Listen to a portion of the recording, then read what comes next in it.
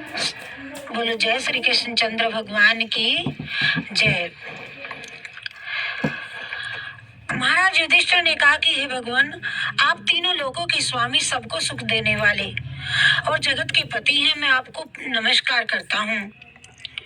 हे देव, आप सबके हितैषी हैं, अतः मेरे संशय को दूर कर मुझे बतलाइए कि मार्गशीर्ष एकादशी का नाम क्या है। उस दिन कौन से देवता का पूजन किया जाता है और उसकी क्या विधि है, कृपया मुझे बताएं।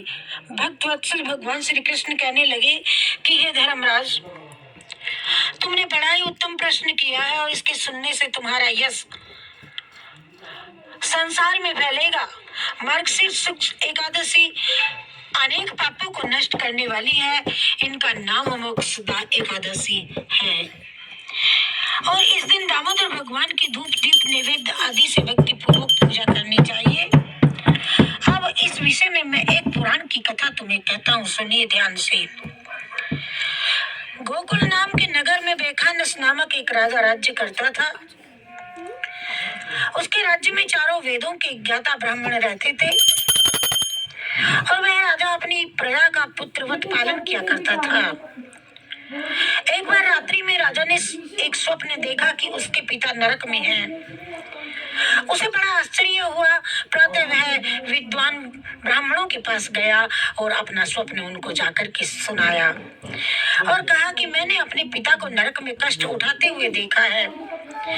उन्होंने मुझसे कहा है कि पुत्र, मैं नरक में पड़ा हूँ, यहाँ से तुम मुझे मुक्त करवाओ। जब से मैंने ये वचन सुने हैं तब से मुझे बहुत बेचैनी लगी हुई है। मैं बहुत बेचैन हूँ, चित्त में बड़ी अशांति हो रही है। मुझे इस राज्य, धन, पुत्र, स्त्री, हाथी, घोड़े आदि में कुछ भी सुख प्रतीत नहीं होता। अब मैं क्या करूं? राजा ने कहा, हे ब्राह्मण देवताओं, इस दुख के कारण मेरा सारा शरीर जल रहा है। अब आप कृपा करके कोई तप, दान, व्रत आदि ऐसा उपाय बतलाइए जिससे मेरे पिता को मुक्ति मिल जाए। उस पुत्र का जीवन व्यर्थ है जो अपने माता पिता का उद्धार न कर सके। एक उत्तम पुत्र जो अपने माता पिता तथा पूर्वजों का उद्धार करता है वह 1000 मूर्ख पुत्रों से अच्छा है। जैसे एक चंद्रमा सारे जगत में प्रकाश कर देता है परंतु हजारों तारे नहीं कर सकते। ब्राह्मणों ने कहा कि हे राजन, यहाँ पास ही भूत भविष्य वर्तमान के ज्ञाता पर्वत ऋषि का आश्रम है। आपकी समस्या का हल वे जरूर करेंगे। ऐसा सुनकर राजा मुनि के आश्रम पर गया। उस आश्रम के अनेक शांत चित्त योगी और मुनि तपस्या कर रहे थे और उसी जगह पर्वत मुनि बैठी थी। राजा ने मुनि को साष्टांग दंडवत किया। मुनि ने राजा से सांगोपांग कुशल पूछी। राजा ने कहा कि महाराज, आपकी प्रजा से, आपकी ही कृपा से मेरे राज्य में सब कुछ कुशल है, लेकिन अकस्मात मेरे चित्त में अत्यंत अशांति होने लगी है। ऐसा सुनकर के पर्वत मुनि ने आंखें बंद की और भूत विचारने लगे और फिर बोले, हे राजन, मैंने योग के बल से तुम्हारे पिता के कुकर्मों को जान लिया है। उन्होंने पूर्व जन्म में कामातुर होकर के एक पत्नी को रति दी, किंतु सोत के कहने पर दूसरे पत्नी को ऋतुदान मांगने पर भी नहीं दिया। उसी पाप कर्म के कारण तुम्हारे पिता को नरक में जाना पड़ा। तब राजा ने कहा, इसका कोई उपाय बतलाइए। मुनि बोले, हे राजन, आप मार्गशीर्ष एकादशी का उपवास करें। उस उपवास के पुण्य को अपने पिता को संकल्प कर दें और इसके प्रभाव से आपके पिता की अवश्य नरक से मुक्ति होगी। मुनि के ये वचन सुनकर के राजा महल में आया और मुनि के कहने के अनुसार कुटुंब सहित मोक्षदा एकादशी का उन्होंने व्रत किया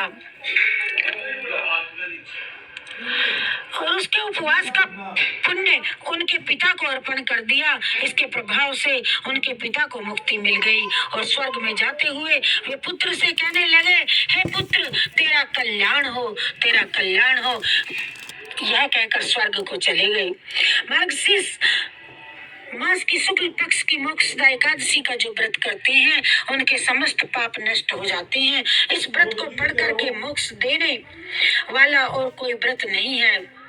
इससे बढ़कर के मोक्ष देने वाला और कोई व्रत नहीं है। इस कथा को पढ़ने या सुनने से वाजपेयी यज्ञ का फल मिलता है। यह व्रत मोक्ष देने वाला तथा चिंतामणि के समान सभी कामनाएं पूर्ण करने वाला है। बोलिए जय श्री कृष्ण चंद्र भगवान की जय। हरि शरणम हरि शरणम हरि शरणम हरि शरणम हरि शरणम हरि शरणम हरि शरणम हरि शरणम हरि शरणम हरि शरणम हरि शरणम हरि शरणम हरि शरणम हरि शरणम हरि शरणम हरि शरणम। मोक्षदा एकादशी की कथा सुनाई आज हमने आपको। जय श्री कृष्ण, जय राधे राधे।